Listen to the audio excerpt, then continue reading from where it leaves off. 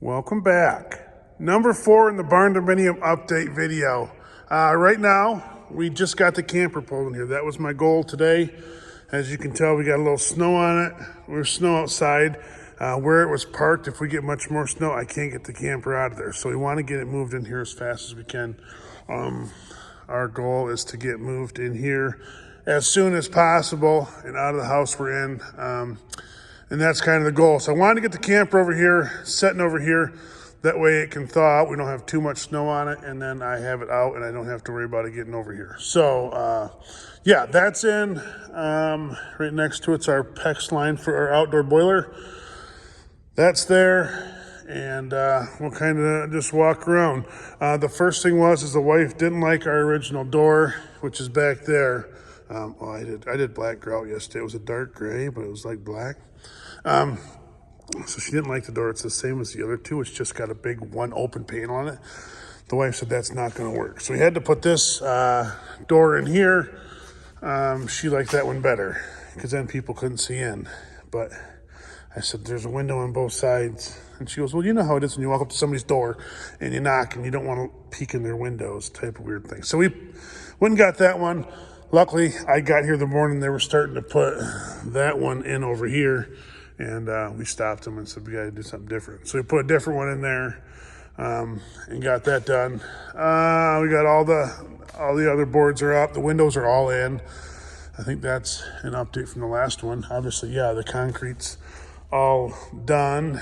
And we've been working here for a while, a few days here and there. So how it worked out with our we have Amish building it. We were not on their schedule. They were just nice enough to say, hey, we'll help you out and you get in where you fit in type of deal. They said, we'll fit you in where we can. So basically, they're not here working all the time. They just work here when they can. So it works out for us and for them because every other builder was so booked up, nobody could help us. So electric's not in yet. We got that in. Call consumers in there. My contact lady's out for the holidays, so I can't do that. I guess I could tell you kind of how things are going. Kitchen's right here. I guess I could tell you now because it maybe be a little easier. The kitchen's right here. Your sink's there, and then here we have the island. So that's just for electric to come over here to that wall, which is this wall here. Then those two on the other side, those are for the laundry room. Those are for dual washer dryers. So I don't know if I've explained this yet or not, but that's what that is. And this is a bathroom off the living room. The living room wall is right here. And so then you have our living room, dining room, kitchen is 30 by 40. And then that goes all the way up 17 foot tall. That's kind of how it works. So we originally planned to have that window right there, but then we got to thinking, the wife's like, I don't know if that'll work because then basically you have no wall space in your whole living room for a TV, for pictures or anything like that. So here's the interesting part is trying to explain it to Amish. It's always a fun thing to do. It's like, well, I can't put that window there. I got to have a TV. And I'm like, I can't. It's kind of weird saying it to him because he doesn't have one. So he doesn't quite understand like why I have to have one. But anyways, so we moved that one out and actually installed a bigger window for the master bedroom because the master was supposed to have just a 3x5 with a 5x5 that was supposed to go here. That way we can put a TV or whatever we want. I don't know what we want to do in the corner yet, but that's kind of what we're thinking there. We kind of moved that midway. And I had the windows planned to be down 2 feet closer, but they changed it on me, which I'm really happy they did because they were right in changing it because it looks weird from the outside, which I'll show you in a minute. That's a lake there. I keep waiting to see if people are out in the ice yet. That's kind of the idea. So kind of waiting to see who's on the ice. There's been some guys out there, but the weather kind of changed. So, yeah, so the master bedroom's here. That's the window for it there. And then that's the laundry room there. Then you got another bedroom here. And then this is where it's 2-story we go up, and then there's another bedroom up there. Over here's an open loft, and then bedroom, and then there's a bathroom right straight above us. That's what that is for. And then in here, the master bath consists of, you have your vanity there, toilet there, tub here, shower here. So that's kind of how that works. And we have yet to figure out the basic gist of how we're going to do it all, because we're just kind of, our plans change daily based off of what we find on the internet. So that's kind of how it goes. Our water is all in. That was kind of something that we did. He had that in before the walls were on, just because he'd have to pull another permit for next year if we couldn't get it in before the ground froze.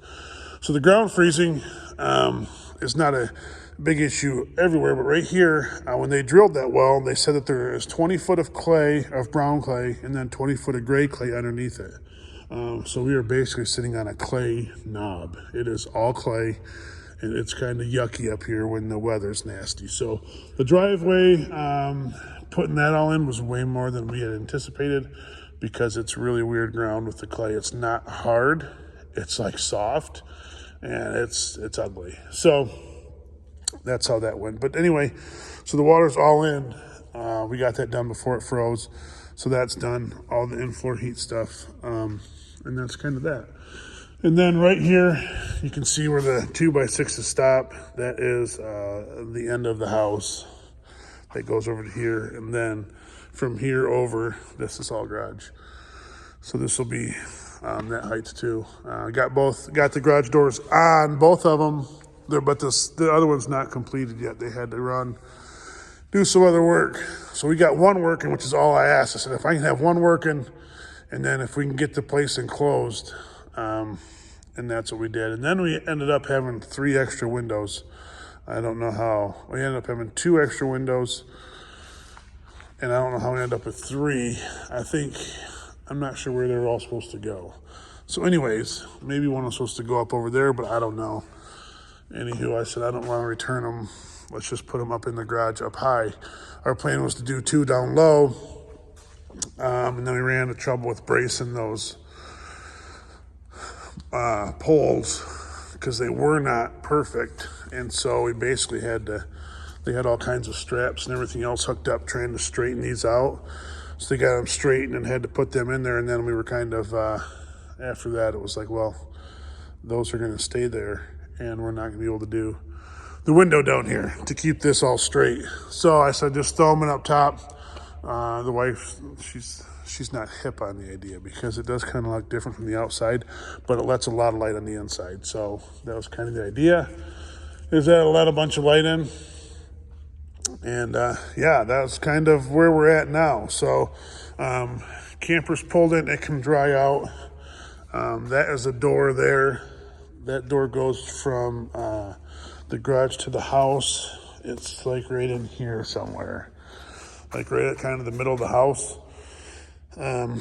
That's a 42-inch door, steel door. They don't give those away. I was surprised how much they cost, the same as a French door, but I wanted a bigger door, easier to get appliances in and out, and easier to get 7 kids in and out where they're not fighting.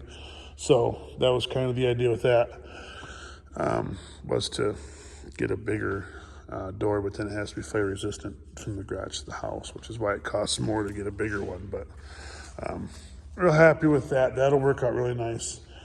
So I will take you outside, and we will look around out there. I'll show you exactly what we got going on and what's left to do. Bailey's just sitting in the truck. She's not doing nothing. But I was just looking at my pontoon over there. I snuck the pontoons in the other day.